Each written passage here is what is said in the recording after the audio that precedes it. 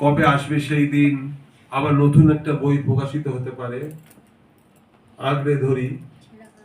যদি কেনেন তবে বুঝবো যে সাহিত্যের প্রতি ভালোবাসা আছে, আর না কেনেন তবে বুঝবো সাহিত্যের প্রতি তীব্র ভালোবাসা আছে।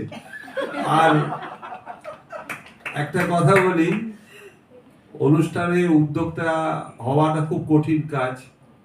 কারণ হচ্ছে প্রশংসা হয়তো সামনে করে, আড়ালে নিন্দা করে।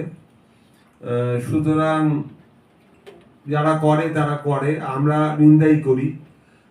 আমরা যা বলতে চাইছি যে অনুষ্ঠানে থাকুন, তার সঙ্গে অনুষ্ঠানকে ভালোবাসুন, এবং লেখা, পড়া এবং চর্চা তিনটি যেন ঠিক মতন চালু রাখুন, যাতে ভবিষ্যতে ছেড়ে দিয়ে দুধ ওইগুলোতে কিছু হয় নাকি বলে আফসোস করবেন।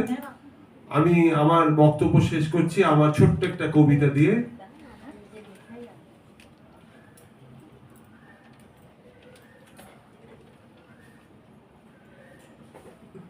মিথ্যা সত্যকে ভেঙচি কাটে, মিথ্যা সত্যকে ভেঙচি কাটে, সমাজকে বিদ্রূপ করে সভ্যতা, ভালোবাসা টাকার দাড়ি পাল্লাতে মাপা হয়, প্রভাবশালীর কাছে মাথা নত করে সংবাদ মাধ্যম।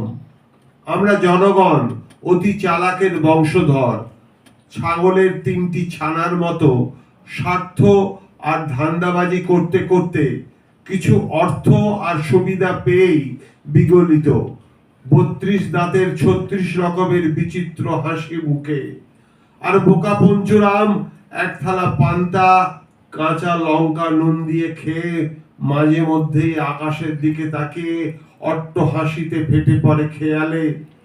সেই দেখে ঈশ্বর স্যার, মোসাহেব ভাঁড় আর অন্ধ ভক্তদের আড়ালে লুকিয়ে পড়ে কিসের লজ্জায়, কিসের লজ্জায়। ঈশ্বর স্যার, আপনি লুকিয়ে পড়েন কিসের লজ্জায়। ধন্যবাদ, ভালোবাসা।